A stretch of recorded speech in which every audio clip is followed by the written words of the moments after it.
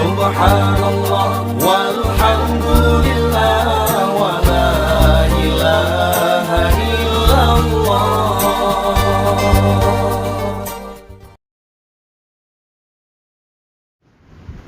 Alhamdulillahilladzi amarana bis-shalah fi kulli yawmin wa laylah.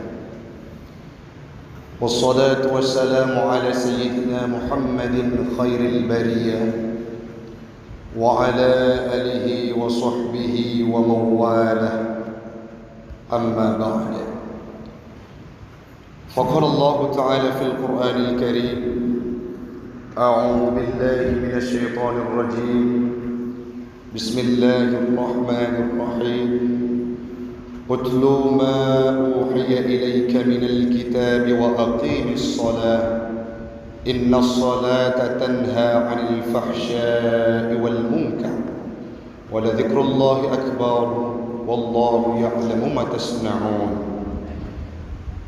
صدق الله العظيم وصدق النبي رسوله الكريم ونحن على ذلك من الشاهدين والشاكرين.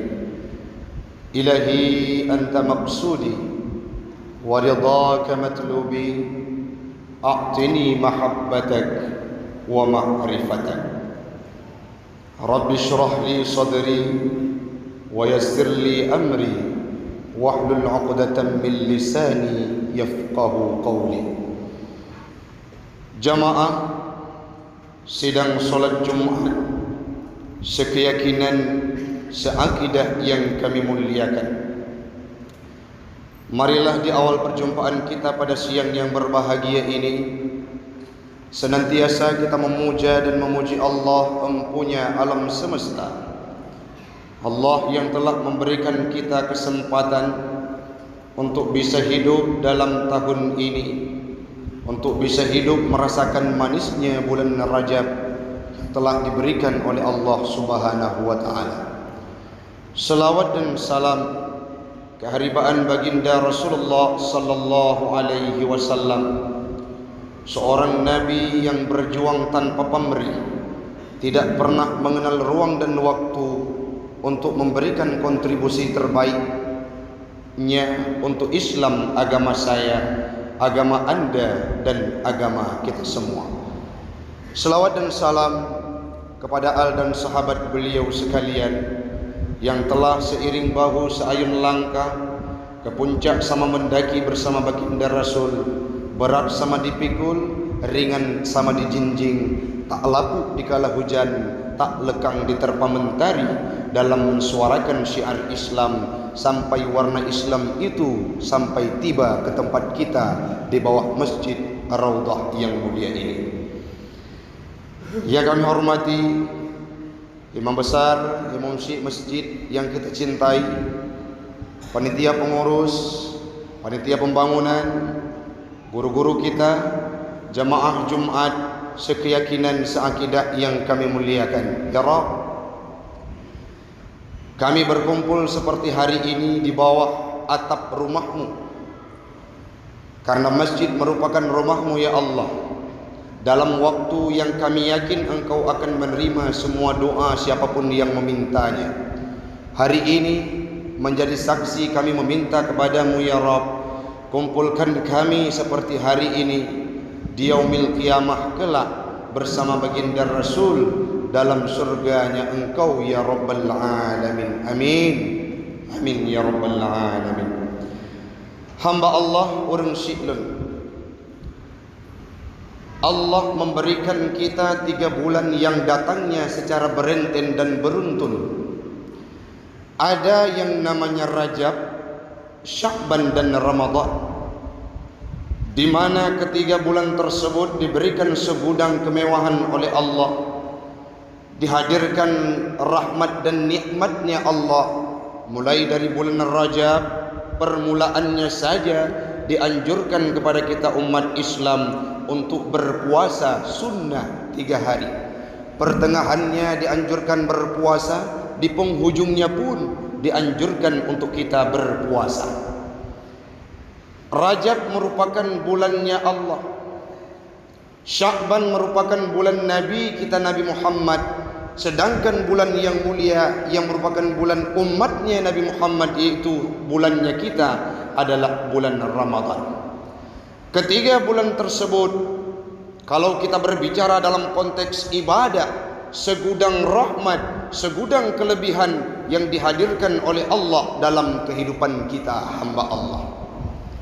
Di sisi lain, kita sudah mencicipi bulan Rajab. Ada sebuah peristiwa yang diabadikan dalam Al-Quran, peristiwa Isra Mi'raj yang terjadi pada malam Asra pada tanggal 27 Rajab. Tujuannya di Isra Mi'raj Nabi Muhammad adalah untuk menerima ibadah solat yang kita kerjakan. Hamba Allah orang Syi'lun, selama sejarah kehidupan para anbiya, tidak ada satu nabi pun yang diperuntukkan solat 5 waktu kepadanya. Tidak ada pengumpulan solat 5 waktu kepada nabi-nabi yang selain Nabi Muhammad. Itu termaktub dan dijelaskan dalam kitab Fathul Mu'in I'anatul Talibin. Solat subuh pernah diperuntukkan kepada Nabi Adam, hanya solat subuh yang Nabi Adam kerjakan. Solat duhur diperuntukkan kepada Nabi Daud. Pernah suatu ketika kala duhur itu datang, Nabi Daud lalai dengan kudanya sehingga menebas kudanya semua karena menganggap lalai untuk beribadah kepada Allah. Duhur ibadahnya, solatnya Nabi Allah Daud. Asar diperuntukkan kepada Nabi Allah Sulaiman. Solat maghrib kepada Nabi Yakub. Yang terakhir solat isya adalah solat yang dilakukan oleh Nabi Yunus. Artinya apa? Solat secara terpisah 5 waktu itu diperuntukkan kepada Nabi, kepada anbiya secara individu. Artinya tidak ada secara kalkulasi.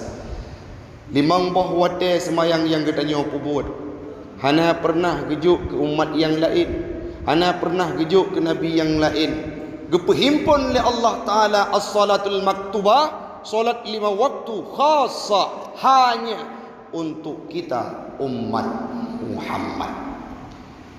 Peristiwa penjemputan solat. Ibadah solat adalah ibadah yang tidak ada perantara. Ibadah solat adalah ibadah yang langsung Nabi Muhammad menjemputnya ke hadapan Allah Subhanahu wa Ta'ala. Tidak ada wasita, tidak ada wasilah, tidak ada perantara malaikat Jibril. Malaikat Jibril usai Nabi Muhammad berjumpa dengan Allah, beliau kembali. Nabi Muhammad menerima solat dari Allah secara langsung. Begitu istimewanya ibadah solat. Dosanya melebihi dosanya berada pada urutan kedua apabila kita meninggalkannya setelah syirik, mempersekutukan Allah. Dosa yang berada pada urutan kedua, dosa yang akbar, yang kabira, dosa besar berada pada urutan kedua adalah tarkus sholat, meninggalkan sholat. Hari ini kalau berbicara terhadap sholat, coba kita analisa. Tidak di tempat saya, di tempat anda, di tempat kita semua, betapa banyak pemuda, pemudi generasi kita yang rambutnya sudah ubanan, yang tua renta, meninggalkan sholat tanpa ada beban dan rasa tanggung jawab dalam pribadinya. Ibadah sembahyang adalah ibadah yang raya dosa, syirik. Dosa yang paling besar adalah syirik, mempersekutukan Tuhan. Tak kedua Allah. Setelahnya meninggalkan ibadah solat. Orangnya orang Syi'lun menyenangkan inang hamil di luar nikah, perutnya bunting, hamil di luar nikah, maka itu akan menjadi aib satu keluarga. Bahkan tidak hanya keluarga yang menjadi malu, seluruh tempat yang ia tempati akan merasa malu. Kenapa? Aib. Sedangkan barometer dosa, ukuran dosa lebih besar meninggalkan solat dibandingkan berzina. Bukan berarti boleh berzina, tetapi orang malu untuk berzina, sedangkan meninggalkan solat tidak ada rasa beban dalam hatinya. Kamu balik orang Syi'lun. Seharusnya kita malu, kita takut, kita terbeban, kita merasa teraniaya, hina dalam kehidupan apabila meninggalkan ibadah solat yang tidak ada uzur, tidak ada halangan, tidak ada sakit-sakitan, kita tinggalkan ibadah solat, itu akan menjadi beban yang prioritas dalam kehidupan kita. Sehingga Imam Abu Bakar Asy-Syatta dalam kitab Fathul Mu'in yang menjelaskan bahwa in tarakas salah amidan wa aliman tahrimahu, siapapun yang meninggalkan solat, yang mengetahui bahwa meninggalkan solat itu haram dan wajib dikerjakan, maka apa lanjutan beliau? Faqad kafara, akan kufur, akan menjadi salah satu di antara orang yang kafir terhadap perintah Allah. Orangnya tak hisap, coba muhasabah diri pada mboh wadelung tinggal sembahyang. Dilanjut li Imam Abu Bakar Asy-Syatta, haram bagi seseorang mempergunakan waktu yang lainnya untuk hal yang sunat, ibadah solat sunat, sembahyang tahajud, cula calo, sembahyang duha tidak pernah kita tinggalkan, tetapi solat wajib tidak pernah kita ganti. Dalam kitab Fathul Mu'in dijelaskan, semua waktu yang kita miliki, selain waktu untuk makan, selain waktu untuk tidur, selain waktu yang kita butuhkan untuk kehidupan, maka harus diakomodasikan, dialokasikan untuk mengqadha salat yang telah kita tinggalkan. Maka sembahyangnya bukan hal yang sepele, urungsi. Walaupun gedanya yang muda-muda sudah menjadi tradisi kadangkala long ibadah wate Tuhan tu. Wate ka kena penikah anu ramai ke masjid. Wate kena penikah anu ka putih, kita tidak pernah lekang dengan air wudu. Zikir selalu, ibadah sujud kepada Allah. Ibadah itu bukan saat senja, tapi orang yang mudah melakukan ibadah kepada Allah akan diprioritaskan surga oleh Allah Subhanahu wa taala. Urang silun, kalau kita kaji sejarah bagaimana perjuangan Nabi, beliau berada dalam tahun Amul Hazni, meninggalnya istri tercinta Khadijah, tempat beliau bergantung. Setelahnya meninggal paman tersayang Abu Talib, beliau gundah gulana, tidak ada satu tempat pun yang bisa beliau bercerita. Saat itu beliau dirihlahkan oleh Allah, gemeli Allah, gepeik langit manyang untuk gebi saboh ibadah, yaitu sembahyang. Wate getren ubuma usai Isra Mi'raj, tidak diterima solat itu semena-mena. Yang sudah beriman kafir kembali, yang sudah Islam murtad kembali. Kenapa? Muhammad sudah gila, karena dia berangkat ke langit menerima ibadah solat dan memerintahkan kepada kita. Jamun kali na rusilu mereka nak pegat ukuran sawa lebih bro gedanya dengan urung-urung jamun, lebih le urung bro jamun.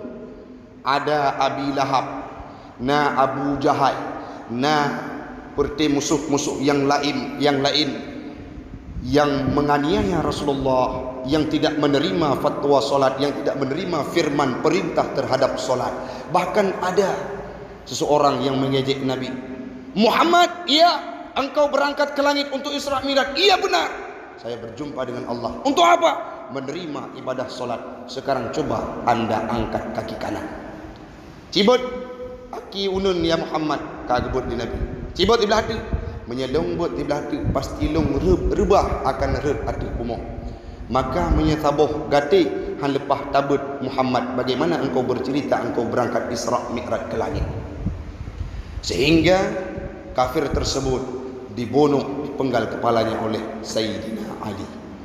Urung syi'lun, ibadah solat bukan ibadah dari pertama Islam itu disuarakan oleh Nabi.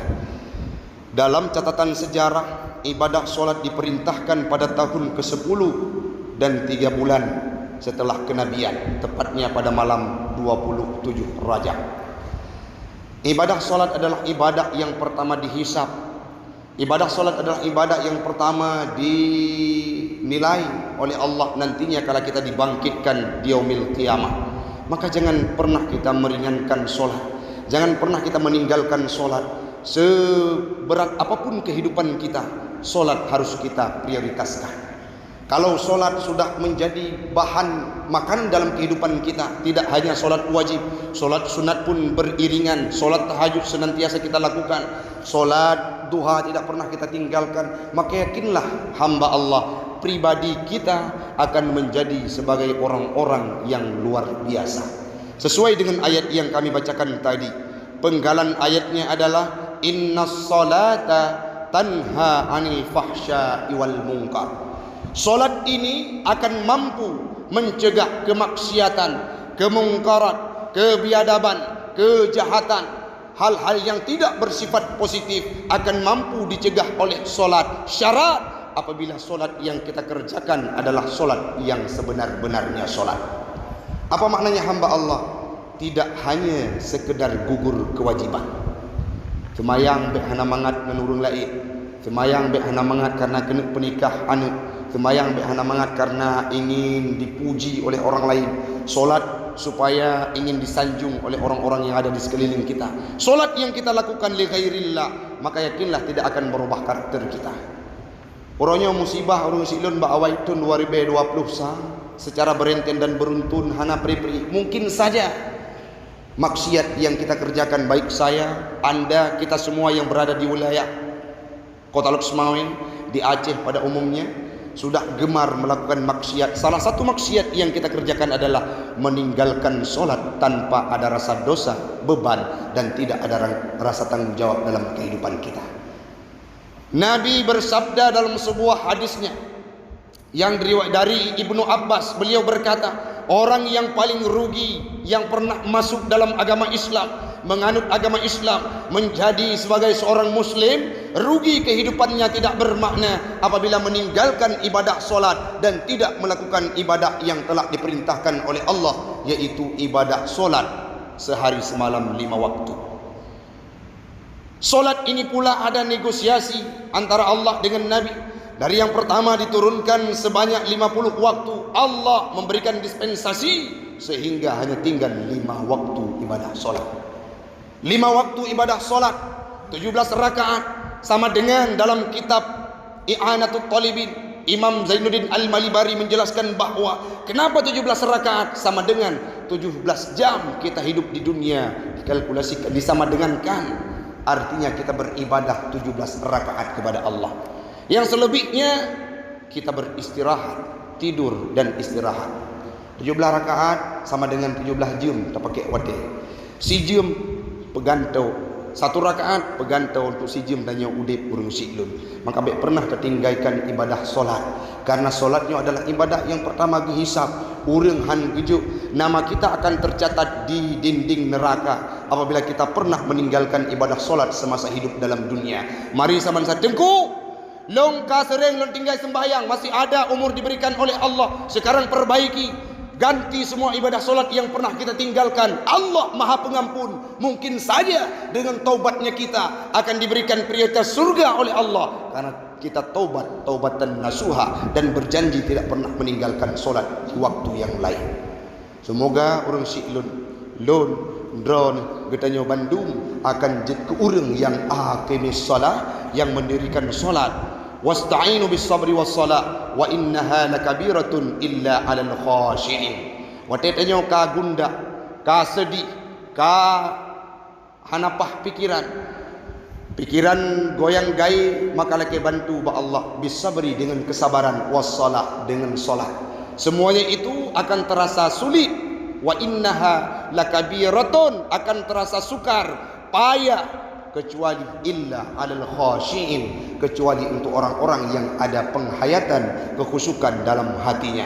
Mudah-mudahan hamba Allah, orang yang nah di bawah masjid, alu awenya, orang yang berbahagianya adalah orang yang berjanji, berkomitmen pada diri sendiri, lunghan akan lelung tinggal sembahyang. Apabila pernah saya tinggalkan, saya akan menggantikannya. InsyaAllah menyenyan kitanya pelaku urung si'lun di yaumil qiyamah. Kita akan bersama baginda Rasul dalam surganya Allah. Amin. Amin.